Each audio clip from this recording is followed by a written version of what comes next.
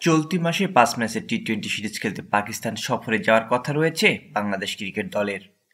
কিন্তু ভারত-পাকিস্তান উত্তেজনার কারণে টাইগারদের পাকিস্তান সফর নিয়ে তৈরি হয়েছে শঙ্কা।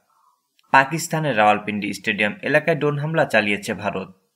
এই ঘটনার পর পাকিস্তান সফরের ভবিষ্যৎ অন্ধকারাচ্ছন্ন বলে মন্তব্য করেছেন বাংলাদেশ ক্রিকেট বোর্ডের সভাপতি ফারুক আহমেদ। সংবাদ মাধ্যমকে ফারুক আহমেদ জানিয়েছেন, এই মাসের শেষের দিকে আমাদের পাকিস্তান গিয়ে খেলার কথা। আমরা এখনই কোনো সিদ্ধান্ত নিচ্ছি না, তবে অবস্থা যেদিকে যাচ্ছে মনে হচ্ছে এই সফরের ভবিষ্যৎ অনিশ্চিত। এদিকে পিএসএলও অনিশ্চিত হয়ে পড়েছে। এই অবস্থায় আমাদের যাওয়ার সম্ভাবনা দিনকে দিন কমছে, এটি বলা যায়। এদিকে বোর্ডের একটি সূত্র জানিয়েছে, আগামী ২-৩ দিন পাকিস্তানের অবস্থা পর্যবেক্ষণ করবে বিসিবি। আগামী শনিবার বোর্ড পরিচালকদের সঙ্গে বৈঠক করে চূড়ান্ত সিদ্ধান্ত নেবে ফারুক। পাকিস্তান সুপার লিগে খেলতে পাকিস্তান সফরে রয়েছে বাংলাদেশ জাতীয় দলের ২ তারকা ক্রিকেটার রিশাদ হাসান ও নাহিদ রানা। গতকাল ড্রোন হামলায় তারা আতঙ্কিত। এদিকে ভারত-পাকিস্তান সংঘাতে প্রভাব পড়েছে আইপিএলেও। ভারত-পাকিস্তান সংঘাতের মধ্যে এবার সরাসরি আক্রান্ত আইপিএল ও পিএসএল। পাকিস্তানের রাওয়ালপিন্ডি স্টেডিয়াম এলাকায় ড্রোন হামলা হয়েছে।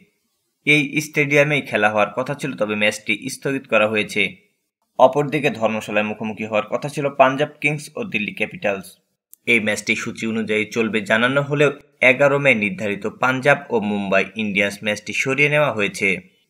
ধর্মশালার পরিবর্তে এই ম্যাচটি হবে গুজরাটের আহমেদাবাদে।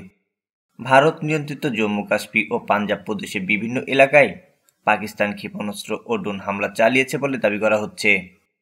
এমন যুদ্ধ পরিস্থিতির মধ্যে ইন্ডিয়ান প্রিমিয়ার লিগের দিল্লি ক্যাপিটালস বনাম পাঞ্জাব কিংসের ম্যাচটি মাঝপথে পরিত্যক্ত ঘোষণা করা হয়েছে। ম্যাচের ১০ ওভার ১ বলের খেলা শেষে হুট করে ফ্লাড লাইট বন্ধ হয়ে যায়। এরপর ম্যাচটি পরিত্যক্ত ঘোষণা করা হয়।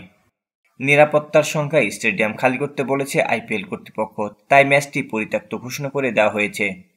যদিও পরে আইপিএল কর্তৃপক্ষ পৃথক একটি বার্তায় জানিয়েছে, ধর্মশালার স্টেডিয়ামে বিদ্যুৎ বিভ্রান্ত ও ফ্লাড লাইট সমস্যার কারণে ম্যাচটি বাতিল করা হয়েছে। এদিকে টাইমস অফ ইন্ডিয়ার এক প্রতিবেদনে বলা হয়েছে, পাকিস্তানের সঙ্গে ভারতের যুদ্ধাবস্থার কারণে আইপিএল দলগুলো এখন নিরাপদ বোধ করছে না। আতঙ্ক বাড়ছে বিদেশি ক্রিকেটার, স্টাফ এবং ম্যাচ অফিসিয়ালদের। বিসিসিআই সূত্রে বরাত দিয়ে টাইমস অফ ইন্ডিয়া জানিয়েছে, টুর্নামেন্ট চালিয়ে যাওয়া বা স্থগিত করার ব্যাপারে আইপিএল কর্তৃপক্ষ ভারত সরকারের নির্দেশনা অনুযায়ী কাজ করবে। গণমাধ্যমটি জানিয়েছে, পরিস্থিতি বিবেচনায় অল্প সময়ের জন্য হলেও আইপিএল স্থগিত করা হতে পারে। প্রসঙ্গত, এর আগে নিরাপত্তার সংখ্যায় পাকিস্তান সুপার লিগ স্থগিত করার সিদ্ধান্ত নিয়েছে পাকিস্তান ক্রিকেট বোর্ড। বন্ধ হোক যুদ্ধ, সম্প্রীতি, ভালোবাসা ছড়িয়ে পড়ুক ক্রীড়াঙ্গনে, এমনটাই প্রত্যাশা ক্রীড়াপ্রেমীদের।